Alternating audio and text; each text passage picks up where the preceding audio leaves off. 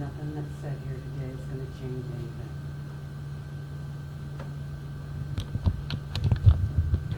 If God is with you, who can be against you?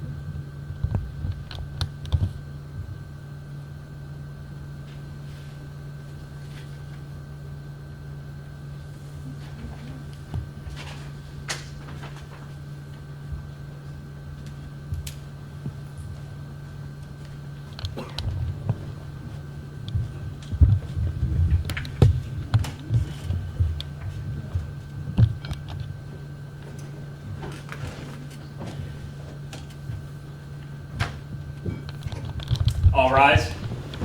District Court of Iowa in Fort Scott County is now in session. The Honorable Judge Latham presiding. You may be seated.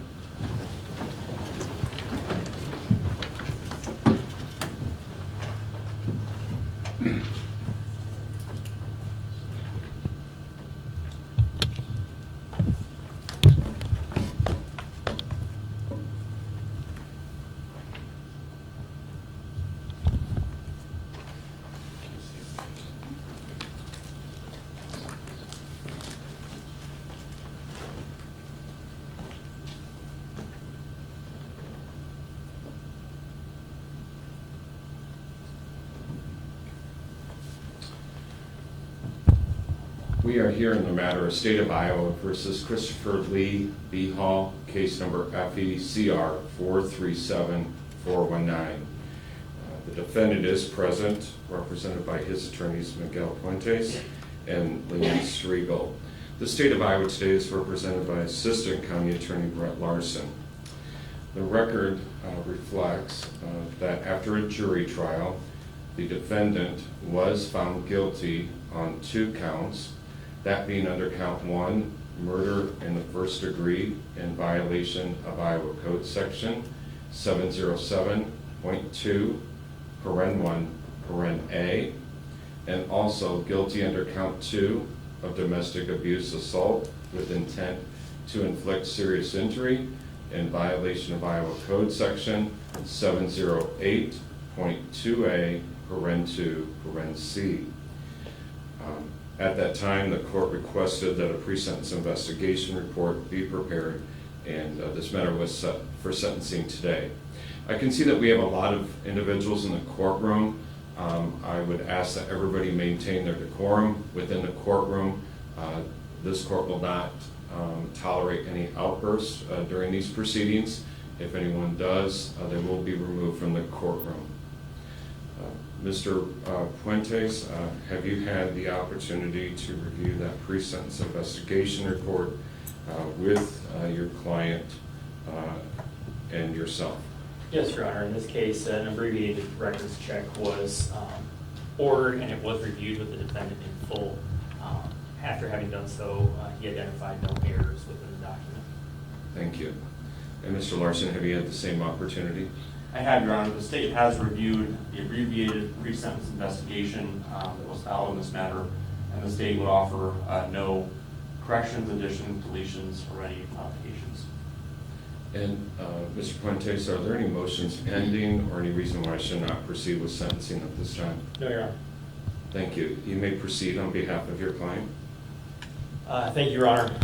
As it relates to these types of sentencings, they're always very complicated for a number of ways, but specifically as defense counsel, I could sit here and sort of wax poetic about a recommendation, but it frankly wouldn't do any good.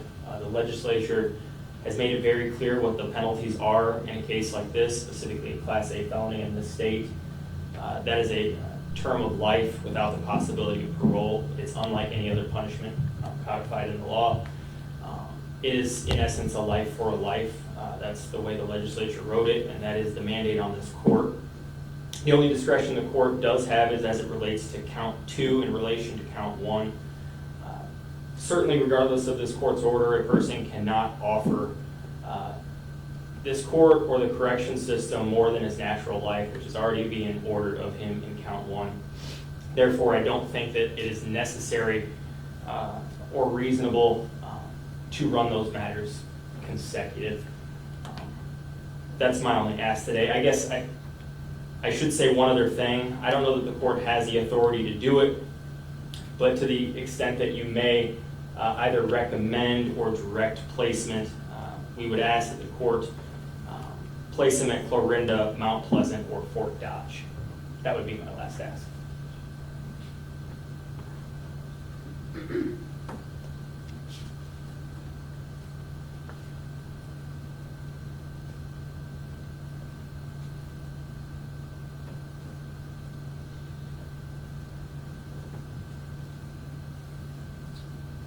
Thank you, Mr. Prentes.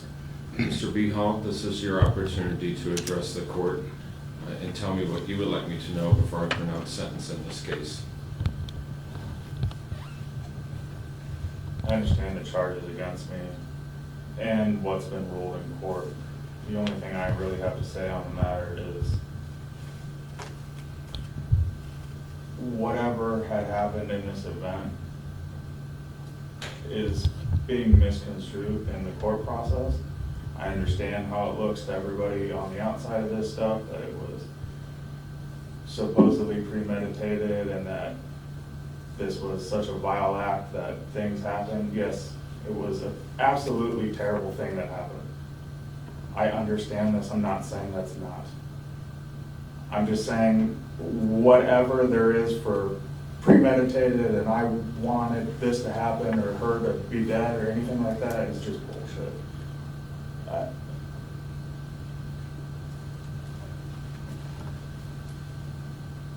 I don't know what the fuck happened that night. I'm sorry, I don't. And I'm sorry that she's gone. There's nothing I can do about that.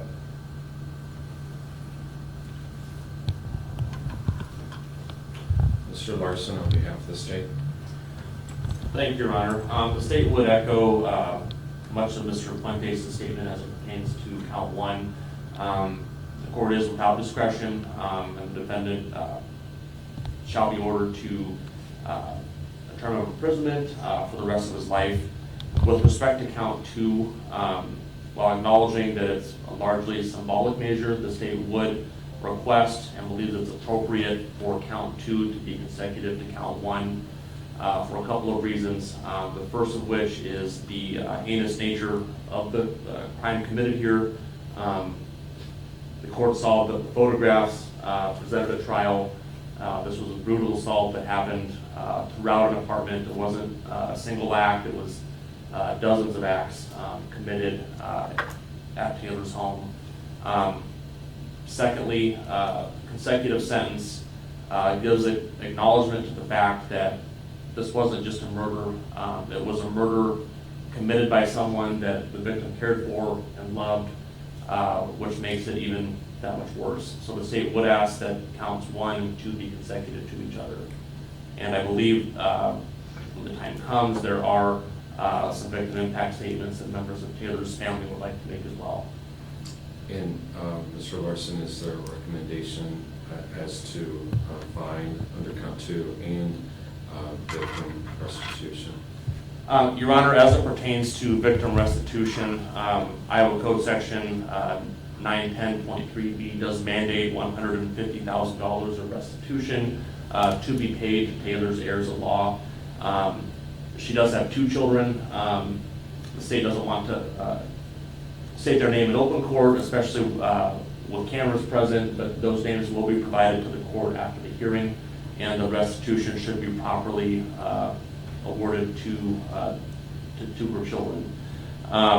As it pertains to the fine, given the amount of restitution in this matter, Mr. Fuentes did provide a Category B financial affidavit that confirmed what everyone likely knows, that the defendant will be incarcerated and without a high earning capacity. I think any money that he does earn should be applied towards that restitution and not to the fine. So the state would not object to suspension of the fine in this case.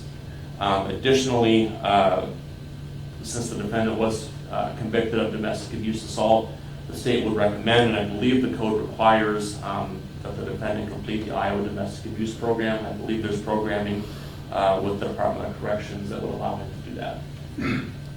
Thank you. And who are the individuals that would like to address the court, Mr. Larson? Let's go first. Actually, Before we begin with that, it's just something that Mr. Larson and I had discussed informally, but I certainly want to bring to the court's attention. I understand that there's going to be, or there's an intention that 4 victim impact statements are going to be offered today.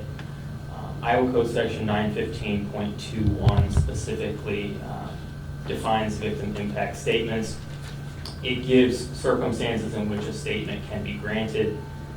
Specifically, paragraph E states, if the victim is unable, as in this case, to make an oral or written statement because of the victim's age, mental, emotional, or physical incapacity, the victim's attorney or a designated representative shall have the opportunity to make a statement on behalf of the victim.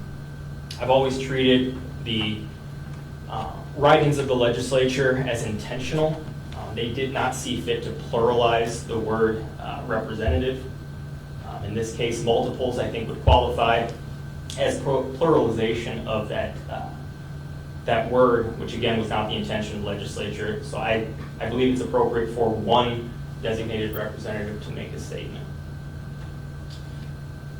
I would turn the court's attention to section 915.10, which is in the same chapter that Mr. Puentes cited. That's the definitions section of that chapter. Subsection 3 defines victim, and it provides a fairly broad definition.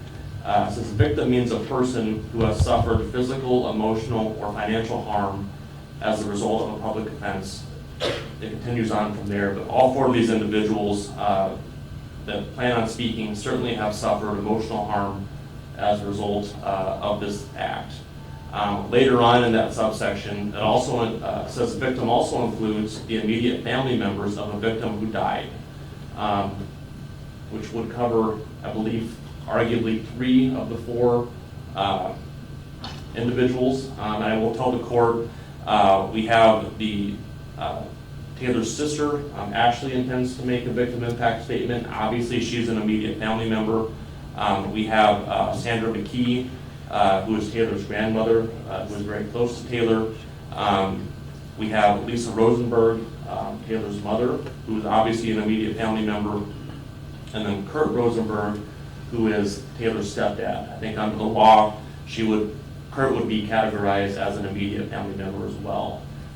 To the extent we want to get technical under what the code section authorizes, I would propose that Ashley, Lisa, and Kurt be found to be immediate family members, and Sandra McKee be the designated representative to make a victim impact statement.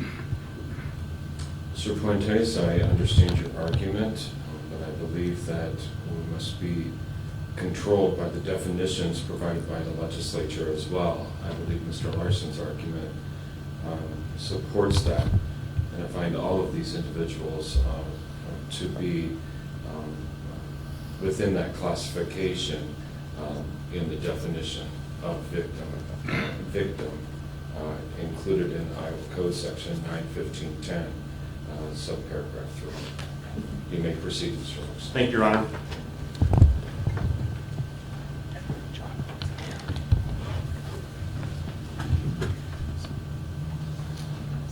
Your Honor, I'd first present Sandra McKee to the court, Taylor's grandmother. And I'm going to ask that they provide their statement from the witness stand, and with the aid of the microphone, provide that it's more appropriate. Or may I approach the witness stand and turn the mic back?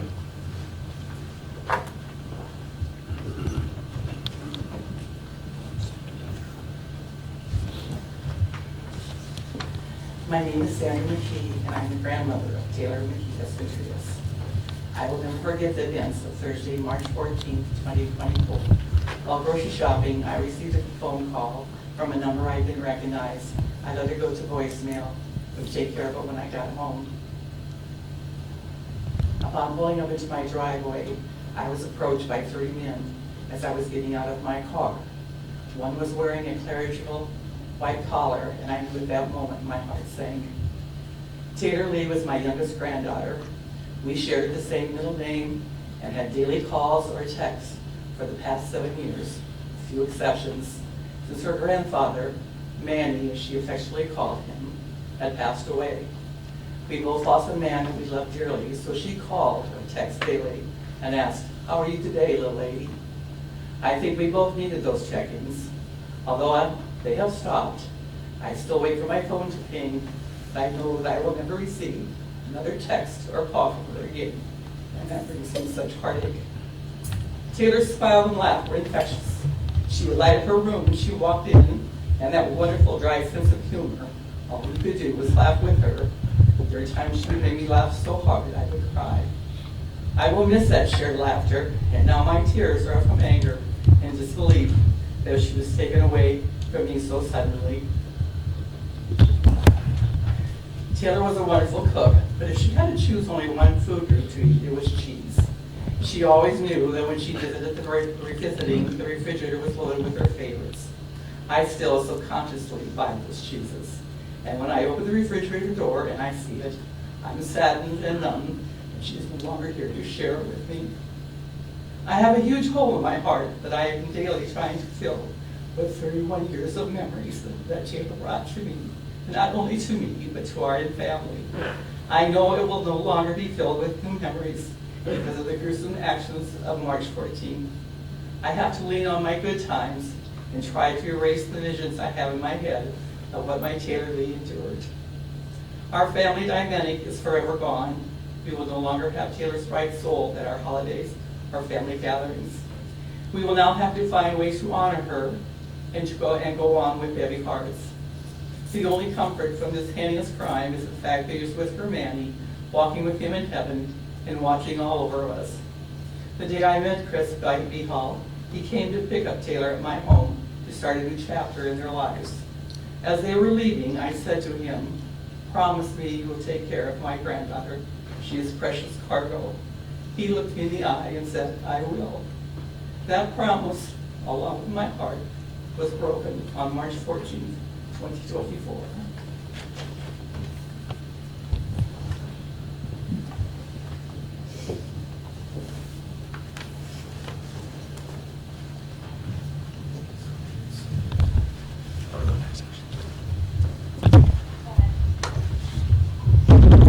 Remember, this is Ashley McKee. Come forward.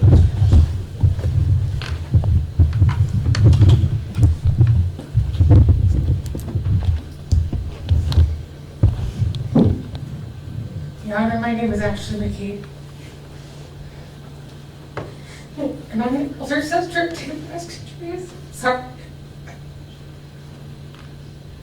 I'm here today to speak on behalf of my sister and the devastating impact her murder has had on my life and the lives of those who loved her. Taylor was not only my little sister, she was one of my best friends. Even though we lived in different states, we talked frequently. It didn't matter what was going on in our lives, we could always count on each other to pick up the phone, to laugh, to vent, to just be there. Now there's a silence in my life where her voice and laughter used to be is deafening. I can't pick up the phone and call her anymore. I can't hear her laugh. I can't comfort her when she's hurting. I can't share the everyday joys or frustrations that we used to bond over. That part of my life, of our life, is gone. And it was taken in the most violent, senseless way imaginable.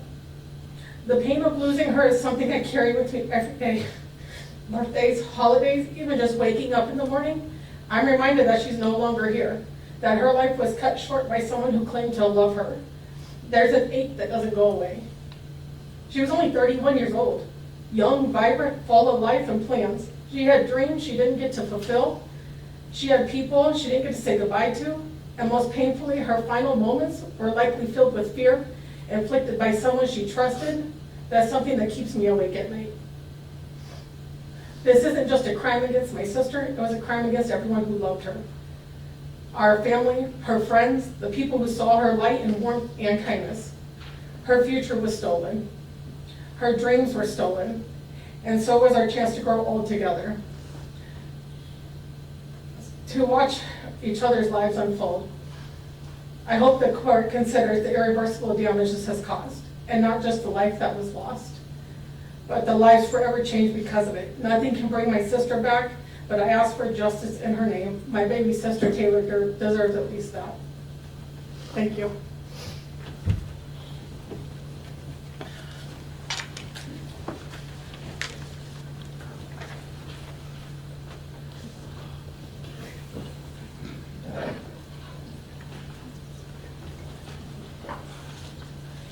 This is Kurt Rosenberg. Come forward.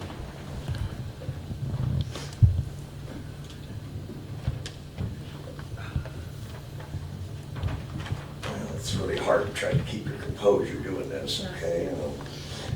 I just want to kick back with what you started with about, like, you didn't know what happened. Taylor texted somebody and said, if I'm dead, you did it. Something was going on there. That's just feeding back to what you just commented on. But anyway, November 9th was the day you came over. It was the first time we'd met you. And it was the only time we'd met you. I remember that date because November 10th, me and Lisa, Taylor's mother, left for Florida. I remember giving you a hug and shaking your hand and telling you, please take care of Taylor. And when you left that day, and then March 14th is when we got that call that you had murdered Taylor. But all your documents and everything is under March 13th. That's my birthday. Sucks. Okay? And it just tears my head up. It's bad enough. It's bad enough when somebody passes away, never mind a family member, but the way Taylor passed away was very brutal and vicious. We can't even wrap our heads around it. We really can't. It's fucked up. And you know it is too, you know what I mean? And I don't think we ever will. The pain you have caused is unreal. I need to calm down for a minute.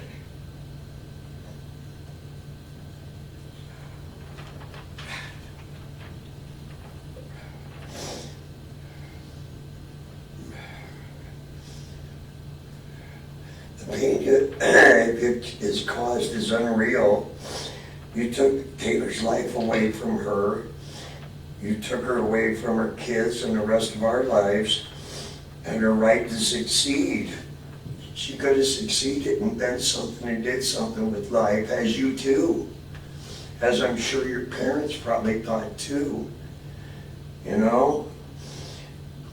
What she wanted to do in the future, you know, and the family of Taylor is hurting hard. Her mom, her dad, her sisters and brother, and me and Taylor's stepmom also, and the grandbabies, you know, and their children will never see her again because of you. And my job as a husband is to take care of my wife. You fucked her up. I can't fix it. I can't fix her. It's bad. She goes through it every day. I see her hurt. And I don't know what to say to her, what to do to make it better. And it breaks my heart.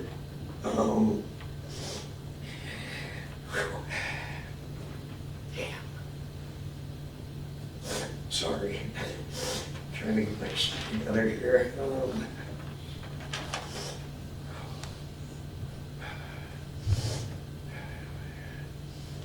it's killing me inside, Chris. You went looking for that bat. You went looking for it. You knew what you were gonna do. To me, I know what you say when we sat through court, but you said you went over there and it wasn't there, and you went over there and it wasn't there. So how can you say you didn't know what you were doing? I can't wrap my head around that.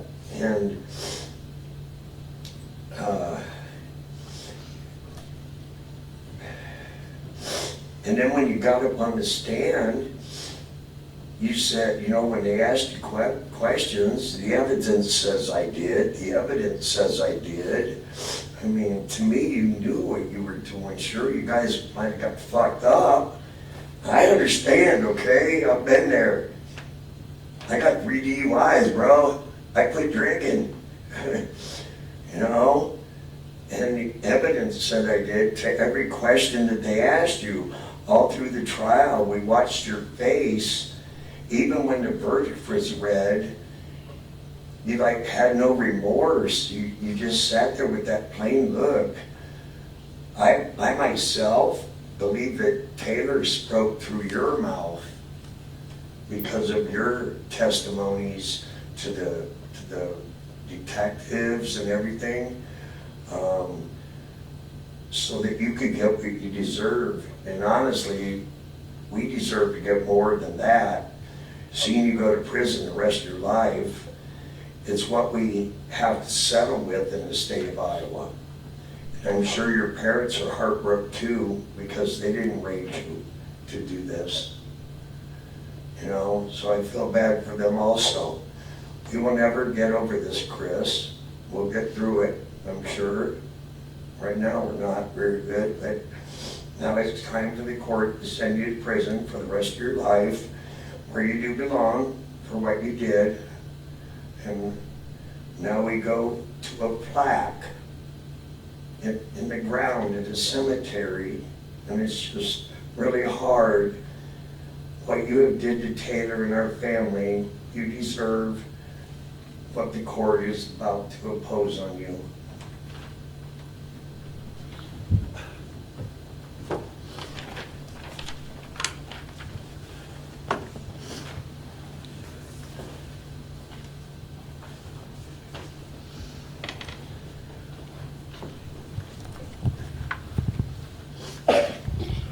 For the record, Your Honor, this is Lisa Rosenberg, Taylor's mother. Thank you.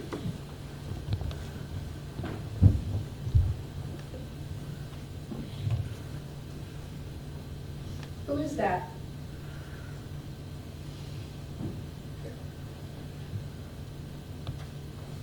You know who these 2 kids are? These are Taylor's kids. Taylor will never get to see them again, ever. I hope you see this every night. When you go to sleep at night, I hope it eats at your fucking brain.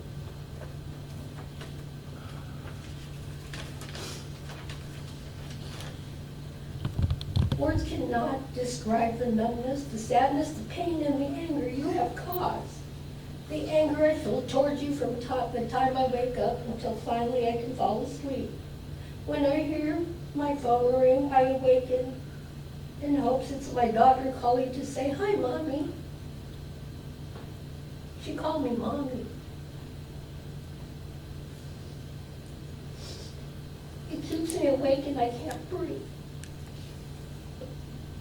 You have taken my baby girl from me in such a horrific way, it doesn't make any sense, and it never will. You make me sick. Watching you with absolutely no remorse. This pain will never go away. It's part of my life now. You have taken my 2 grandchildren's mommy away, Wallen and Julian. They will never get to see their mommy again. I ask God every day to give me strength to cope with all of this. I pray to God for forgiveness, but this is how I feel. You're going to a place where you should be for the rest of your life. I hope you see my baby girl's face every fucking day.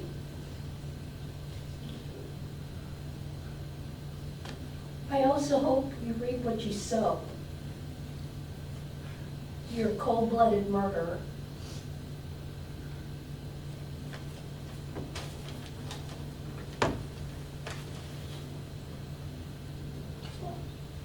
Thank you.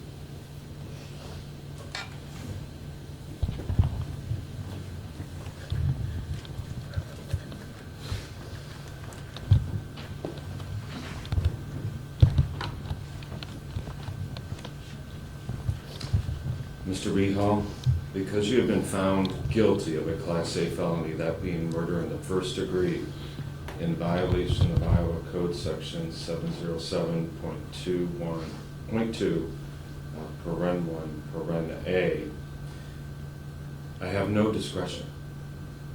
It is mandatory life imprisonment, and I'm required to impose that. You have limited criminal history, but it must be imposed, and I do find that it is appropriate based on the nature of the offense and the evidence that was presented during the course of the trial.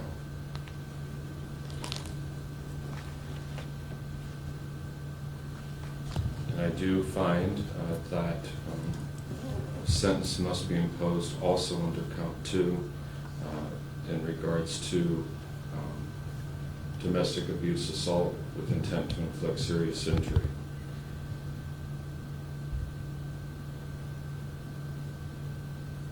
And to be quite honest with you, this must be imposed for the protection of the community. Just these acts of violence cannot be tolerated, and this type of sentence must be imposed.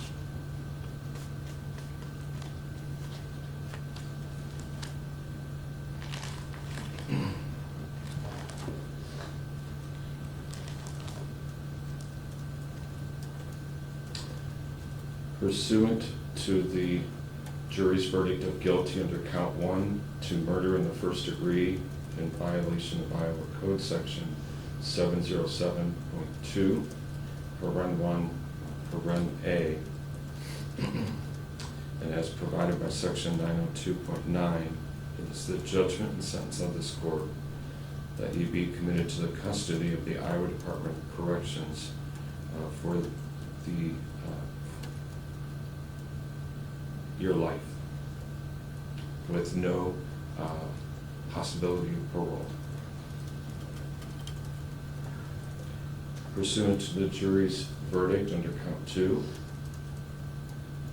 under the charge of domestic abuse assault with intent to inflict serious injury in violation of Iowa Code Section 708.2A, paren 2, paren C, and as provided by Sections 902.3 and 902.9 of the Code of Iowa, is the judgment and sentence of this court that he be committed to the custody of the Iowa Department of Corrections for a period not to exceed 2 years, and that he pay a fine of $855. I will suspend that fine. There's also a domestic abuse surcharge of $90. DNA testing will be required on both offenses. In addition, there will be victim restitution ordered as provided under Iowa Code Section 910.3B in the amount of $150,000 to the heirs of the victim.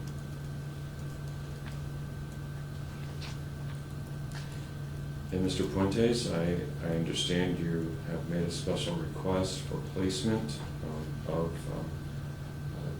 your client. I do not believe I have the authority to make such recommendation.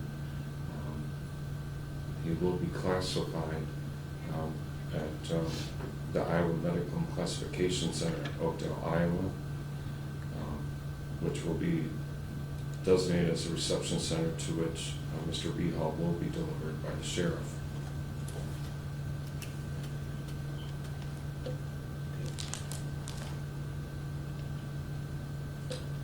And as to category B, restitution, Mr. Puentes, do you wish to address the court on that? Your Honor, in many ways, I think the sentence kind of speaks for itself, as do some of the comments from Mr. Larson. There's a restitution amount that is not addressed by category B restitution, as that's category A. That is a mandate by law, and one in which it's appropriate for any monies that he take possession of be applied to. He's otherwise going to be incarcerated for his natural life, which means other than whatever very negligible funds he may have received through the Department of Corrections, it would not be enough for him to have the reasonable ability to repay for court costs and attorney's fees. Mr. Larson, do you wish to address the court on this matter? Just briefly, Your Honor. Obviously, there is a lot of restitution to be paid, $150,000. The state acknowledges that Mr. Behal's earning capacity will be limited while incarcerated. So the state will leave it to the court's discretion as far as what may be appropriate for category B restitution. Thank you. Mr. Behal, what we're discussing here is that you have provided the court with a financial affidavit as to category B restitution. That is essentially court costs and court-appointed attorney fees. Sir, do you believe during the term of your incarceration for the rest of your life that you will have any ability to pay monies towards those expenses, sir? Not other than what I would earn through the DOC. The court notes that the victim restitution that has been ordered will be paid first before any type of category B restitution. The fact is, it would be difficult for the heirs of Taylor to receive that amount of money during his natural life as he's incarcerated, and the court finds that it's more appropriate that those monies go fully towards that. No ability to pay any category B expenses, and as a result, I will find that the defendant does not have the reasonable ability to pay category B expenses.